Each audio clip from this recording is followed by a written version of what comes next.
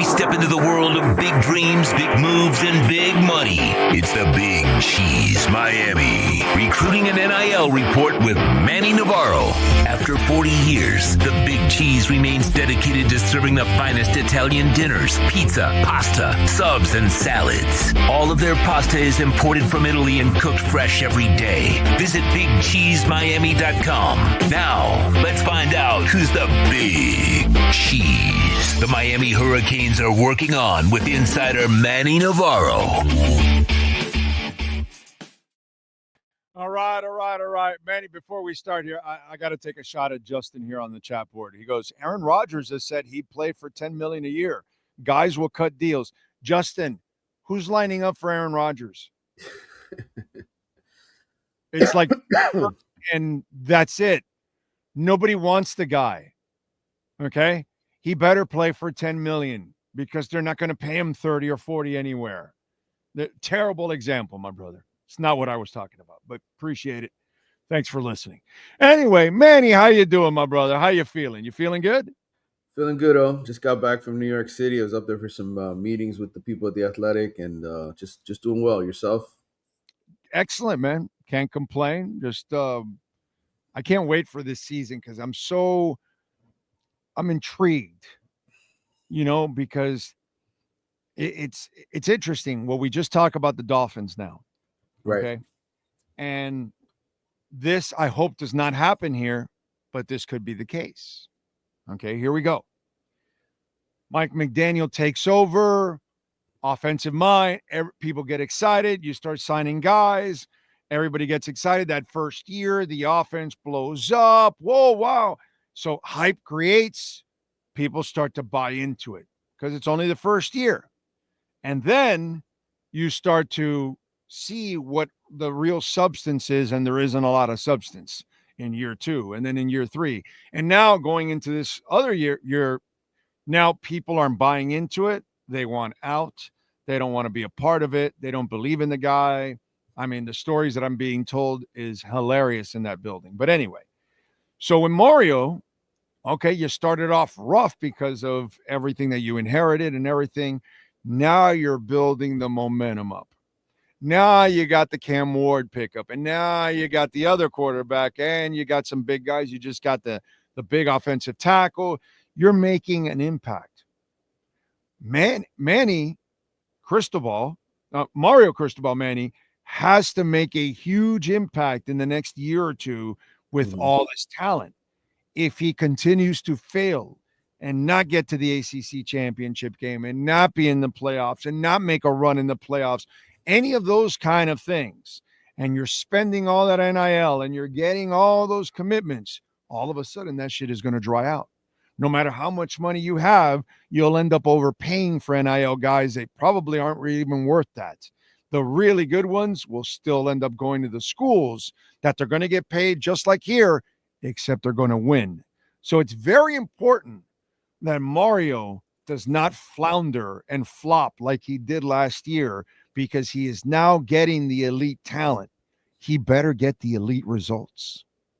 Yeah, and I think that goes for every coach in his position. You look around the country, Lincoln Riley at USC, right, had the results the first 2 years. They're going backwards now that Caleb Williams is gone. You look over at Oklahoma.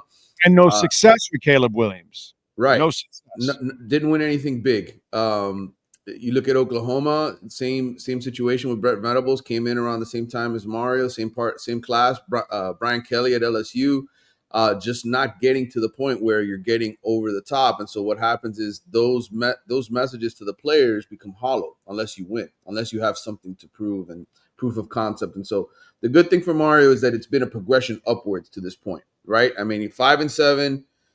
7 wins, then 10 wins. And so now the natural order of business is you got to win the conference, or you got to at least get to the conference championship game and make the playoffs. Good teams. You got to start beating good teams on your schedule.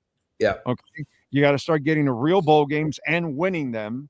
You got to win the ACC championship. You better at least be in the finals this year. If you're not even in the finals, you're a failure, and you better be in the playoffs. And if you don't do any of these things, you're a failure as a coach. So for now, if you break down how if you assess the recruiting and everything, how would you Yeah. look at it? Well, obviously, when he was hired, we all thought he's going to be this tremendous recruiter. They're going to start developing guys. And look, they've signed elite classes. But the one thing I will tell you, even to this day, going into year 4, he's still doing a big part of this with the transfer portal. Not that other guys aren't either.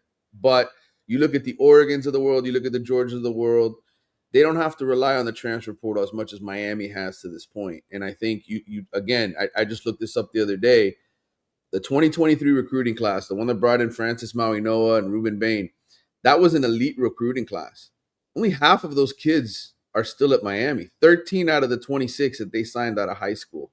And so when you talk about high school recruiting, and that's Mario's specialty, to me, to this point, if that was your best class that you brought in and only half of those guys are still around, it shows you that he hasn't really gotten the grasp of what he wants yet in recruiting and getting the kind of guys here that stick. Yeah, you need to have a better than 50% percentage, because I know Georgia does, I know Oregon does, I know the elite programs that are competing for championships do, the Ohio States of the world do. So to me, that's what I want to see going forward with him is, do you see more player development from the high school ranks? Do you see more guys who step into roles and wrestle those jobs and really develop under him? Because that's ultimately going to determine whether he's successful here or not. We saw what happened with Florida State, right? And Mike Norvell. They did a great job through the transfer portal for 2 years, and then you saw that the recruiting wasn't living up to its end, and so they went from, being in the 13-0 and 13-1 to 2 wins. Not that that would happen here, but I think ultimately, if Mario's going to get over the top, he needs more of his own recruits to take off and really develop. BigCheeseMiami.com, proud sponsor of the program. And go see my friends down there at the Big Cheese, 305-662-6855. When you do, by the way, make sure you tell them you heard it here on the Big O Show, okay? They got the party platters and all that good stuff. So go visit my friends. Check out the menu, BigCheeseMiami.com, and those garlic rolls are to die for. Speaking of big cheeses, what's the big cheeses they're working on for the 2026 class?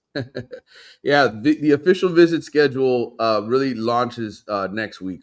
That's going to be the first big weekend of having players down here. As you know, you mentioned Jackson Cantwell, the Rosenhaus client that I told you they had a really good shot at getting for that reason, and he's the anchor of that class right now. They've got 4 offensive linemen, so Mario has addressed that position. They're going to be losing probably 3 or 4 offensive linemen, starting guys off this roster going into next year. So you needed to have a really good class to come in and step in behind the other young guys that you recruited the last couple of years. So they've done that to this point. Getting Cantwell was a big part of that. They're not done. They're still looking for more offensive linemen. But 10 commitments. They got their quarterback, Darion Coleman, who people have likened to Cam Ward. They've got a really good running back in Javion Mallory. They're looking to add more guys there at that position. Receiver, haven't really gotten anybody yet. Tight end, nobody yet. Defensive line, edge rusher, those are positions they're still working on, but that's what the next few weeks are all about for them. All right. When we look at the recruiting names that are going to be visiting, what are the big names coming up? Yeah, the first one for me, the 2 biggest ones are Derek Cooper, who I've mentioned to you many times, out of Hollywood Chaminade. He's the guy who I think can be a star at safety or running back. And then 5-star defensive lineman Lamar Brown from University School in Louisiana. It's unlikely Miami's going to end up winning, beat out Texas A&M and LSU or another SEC team for the top defensive tackle in the country. It just doesn't happen very often. But again, that's what we were saying about Jackson Cantwell, right? So the fact that you're getting him on campus, the fact that he's going to come here, and I'm sure Miami is going to throw a hefty offer at him, is a good thing. To me, if they don't get him, they still have other guys on the board they can land, including James Johnson, who's a Fort Myers area kid, transferred over to Miami Northwestern this year. So he's here in their backyard. They're going to work on him a ton. They already have a commitment from Northwestern and Jordan Campbell, who plays on the same defense with the kid. So if they don't get the big stud, they can still get a great defensive lineman in James Johnson. But Cooper is the big one, for me, for this whole class, because he is the rare 5-star that you have a chance to keep home. right? Miami has lost those guys in the past to Alabama and Georgia and Ohio State. We talked about Brandon Inniss, right? A couple years ago, I'm driving through California. We have Brandon Inniss in the car, the wide receiver who ended up going to Ohio State.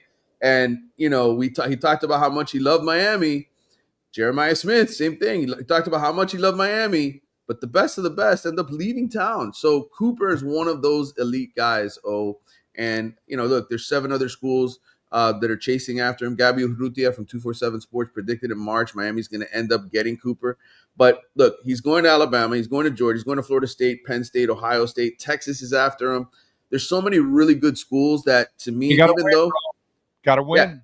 Got to win it out. And I think it comes down to winning on the field for those guys. They want to see how the season plays out. And if Miami's in the playoffs and winning ACC championships, then they have a chance to get that guy. So that's the first big weekend. Those are the two main highlights. You also have a couple commitments coming in. One of them is Clinton Portis' son, who's a 4-star cornerback from Charlotte. The other one's John Tavius Wyman, who's a cornerback, 4-star cornerback from Jonesboro, Georgia. Anytime you get those commitments on campus and those guys are still taking trips elsewhere, it's just important to really come out of those visits with those kids feeling good about their commitment. Kid is smart. He went to corner instead of running back. Yeah. Very smart. Very smart. I like that. All right. What else you got going on in The Athletic so Canes fans can check you out, my friend? Yeah, Bruce Feldman and I are actually doing a pretty fun story for next week. We spent a lot of time it's the 25-year anniversary of the Miami-Washington game. Not the beatdown that the Hurricanes gave them in the Orange Bowl, but the time Ken Dorsey and those guys went on the road, lost that game, essentially cost themselves the national championship or a chance at the national championship because of that loss. So Bruce and I have caught up with Rick Neuheisel, Butch Davis, a bunch of the players that were involved in that game to just talk about it because it was a great game. Washington won 34-29, but just to get some perspective all these years later, things that we might have missed, things that we might not have known about those games. And it's going to be a fun little read next week. I got to have Neuheisel on my shows a few times when I was in Sirius. Mm-hmm. And I like him, bro. He's a cool dude. He's a great guy to talk football with, man. I like Rick Neuheisel, bro. He is a cool cat, man. I'm a fan. Yeah, there's some great stories that we've gathered from that game, things people didn't know, and just entertaining read, I think. Yeah, good dude, man. I like him a lot. All right, follow him on Twitter, Manny_Navarro. And, of course, subscribe to The Athletic so you can get all the skinny and, of course, a lot of stuff going on in the world of sports. The Athletic is all over it. Manny, as always, thank you, my brother. Have a great Memorial Day weekend. We will catch up next week. You too, brother. Take care. You got it. There you go. BigCheeseMiami.com, 8080 Southwest 67th Avenue for some delicious pasta. It's all shipped from Italy and cooked fresh daily. BigCheeseMiami.com. You've been listening to the Big Cheese Miami Recruiting and NIL Report with Manny Navarro. At the Big Cheese Miami, they continue to purchase the same high-quality ingredients that the most expensive Italian restaurants use. The difference is they serve large portions at a family price. Visit the Big Cheese at 8080 Southwest 67th Avenue in Miami. Call 305-662-6855 or go to thebigcheesemiami.com. Go Canes!